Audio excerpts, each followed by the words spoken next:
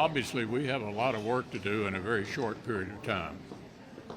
We have to figure out how to fund the government past September 30th.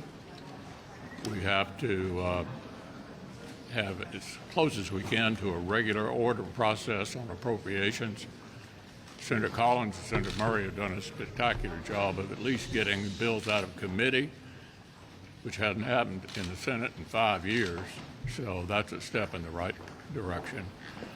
And then there's the supplemental, and as all of you know, I think maintaining our support for Ukraine is extremely important. Number one, virtually all the money that we're allocating for Ukraine is actually being spent in the United States to replenish our industrial capacity. Secondly, we haven't lost anybody. Not a single American has been lost. Third, I think it's important to remember that we have a country here fighting for their independence, degrading the military of one of our biggest rivals. So I know there's a difference of opinion in my party on this, and I think the president has, been too slow to keep the commitments that he's made publicly, but at least he's supporting the effort. I think he could have done it more skillfully, but he is supporting the effort, and I intend to continue to support it, and I hope the majority of my colleagues will feel the same way. Let me just pick up on the first point the leader made, and that is that if you look at before we broke for the August break, the last bill we processed, the National Defense Authorization Act, we had a robust amendment process. We considered 33 amendments on the floor.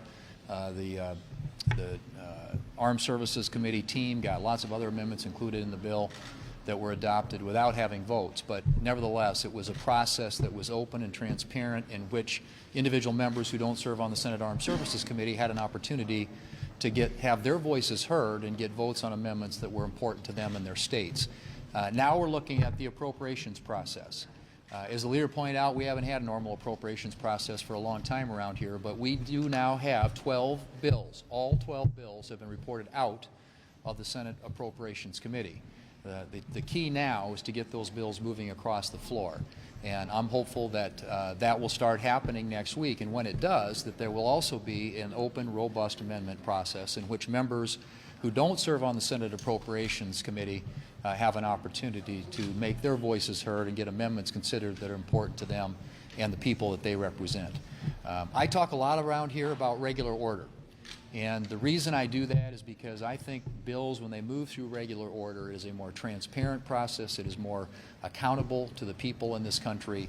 And I hope that we can have a regular order process as we begin to deal with appropriation bills, so we don't end up like we did last year at the end of the year with everything piled up in this big train wreck of one big appropriations bill that's a take it or leave it proposition.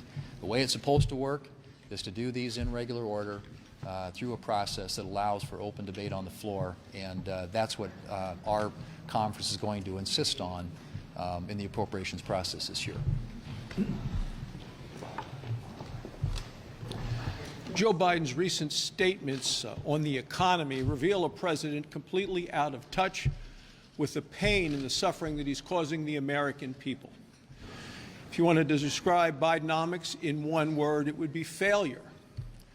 The economy is the #1 issue facing our country. All of us have been traveling our states. I've been all around Wyoming over the break, talking with folks. People are fed up. They're fed up with record high prices, record high interest rates if you want to borrow money, and a record high debt. And they're tired. They're tired of having to work so very hard just to try to keep up with the prices that continue to go up. They seem to be hit right between the eyes every time they go to the store or fill up with gas, try to buy groceries, all of those things, and they're mad.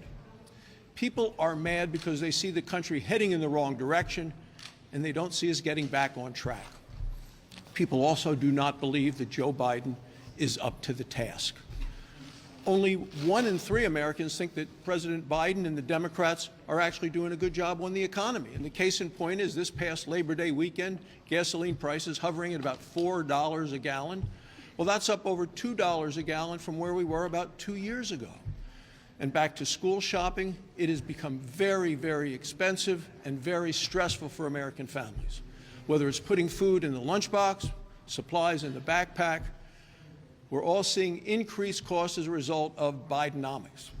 Well, Republicans have solutions to make things more affordable, and it's to cut the wasteful Washington spending. It's to release this death grip that the regulators have, the bureaucrats here in Washington, making everything more expensive back home. And it is unleashing American energy. We have it in abundance. That's the way to get America back on track.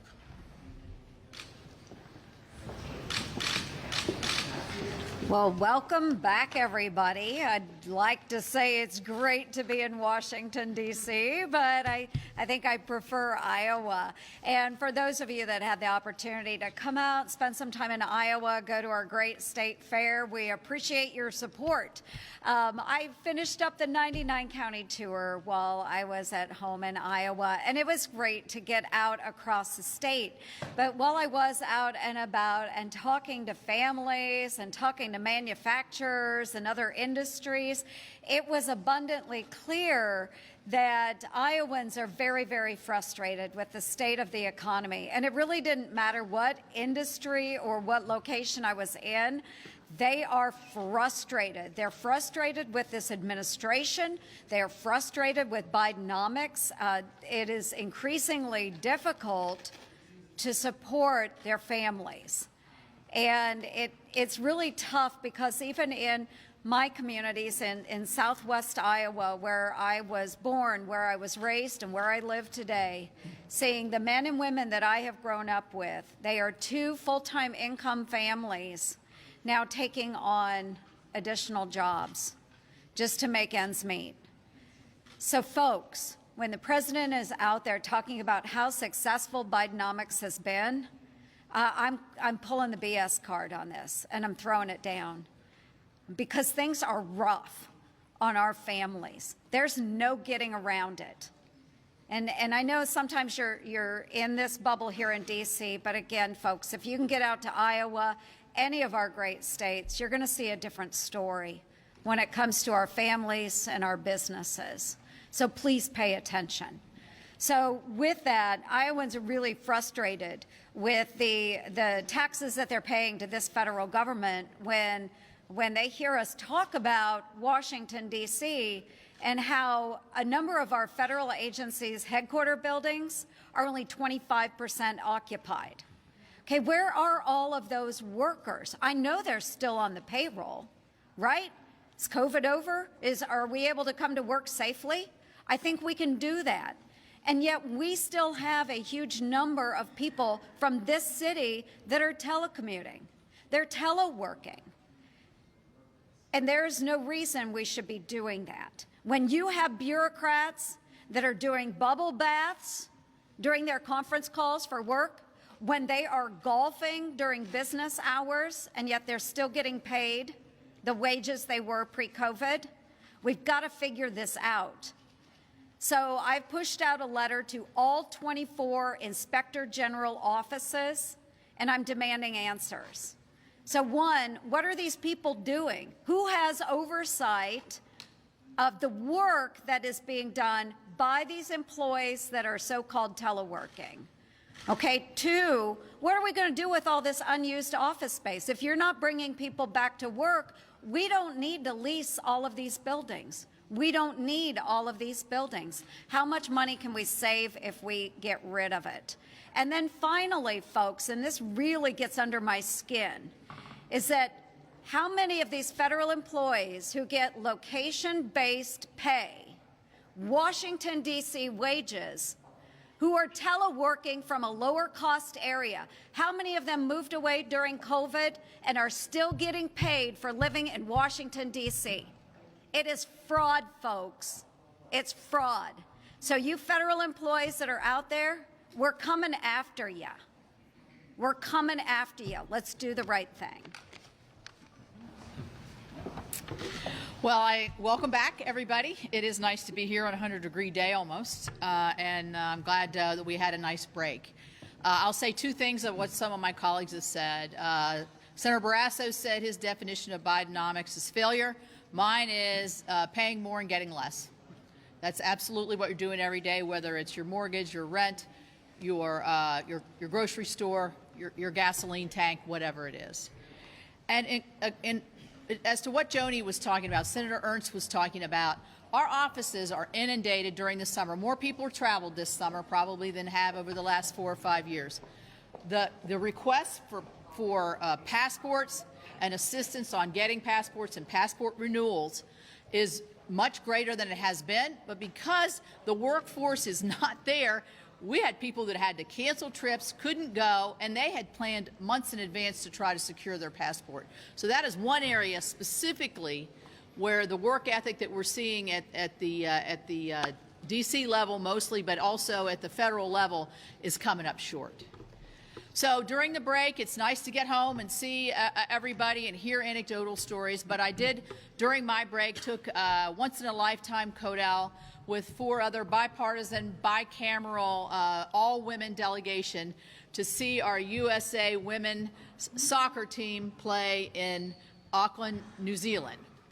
We didn't get to see them play, but we did get to see a lot of other women athletes in team sports. I was one of the lead senators on equal pay for equal play for Team USA. I believe firmly that any woman athlete who's representing our country should have the same benefit and pay as any man who is under the flag of the United States in competition. And I can tell you, it was glorious to see those fields filled with women's teams all across the globe, really led by the U.S. team. The U.S. team was the leader here. It's just people are catching up to us now. And that's inspiring to me because I love sports and I love women's sports, and it was really, really fun. The other side of that CODAL was a security portion.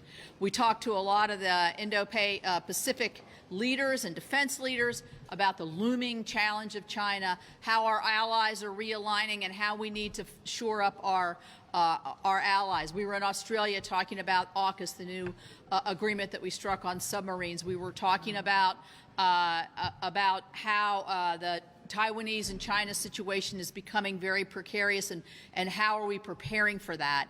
And I thought, you know, what are these two issues that we went on this CODAL, what do they really have to do? And the unifying thing here is American values. We believe in freedom.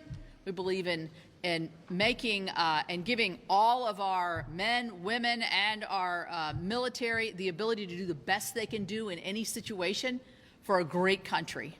And so I was very inspired when I came home to talk about this value-based American values that lead in the world. And we've got to keep that in the forefront, not just for us, for our friends, our neighbors, and also those who are unable to see that freedom for themselves, that we can be that guiding light that we've always been.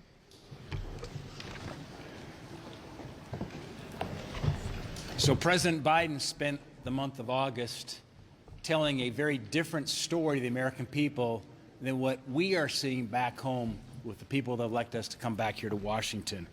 But don't take my word for it.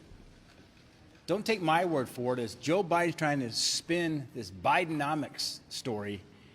Look at the headlines that have come out in publications from your colleagues in the press.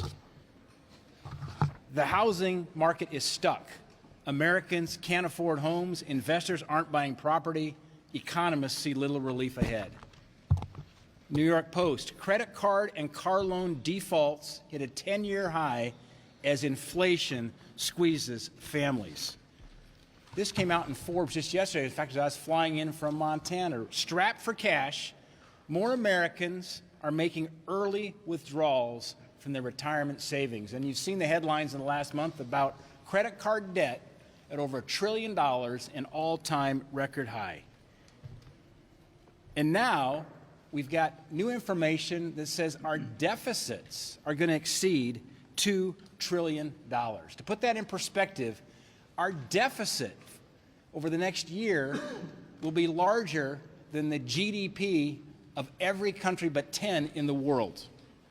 This is a direct result of what's happened, we've seen with President Biden in their spending spree. It's unacceptable, but the reality in Joe Biden's America versus what Americans are actually seeing are completely disconnected. It's time for the administration to reverse course on its out-of-control spending. Leader McConnell. Chad. Good afternoon. Welcome back. Respectfully, can you tell us what is afflicting you and characterize what is the level of transparency that the people of Kentucky deserve to hear about your condition? Well, I think Dr. Monahan covered. We'd like to hear from you. I know you are hearing from me. I think Dr. Monahan covered the subject fully. You had a chance to read it. I don't have anything to add to it, and I think it should answer any reasonable question. But he ruled things in. He didn't rule things. He ruled things out. He didn't tell us what it might have been. Do you know what it is? Leader McConnell, you've had all these evaluations. What have doctors said is the precise medical reason for those two freeze-ups? What Dr. Monahan's report addressed was concerns people might have that some things that happened to me did happen. Well, they didn't. And it's really, I have nothing to add to that. I think he pretty well covered the subject. Leader McConnell, what do you say to those who are calling on you to step down? Do you have any plans to retire anytime soon?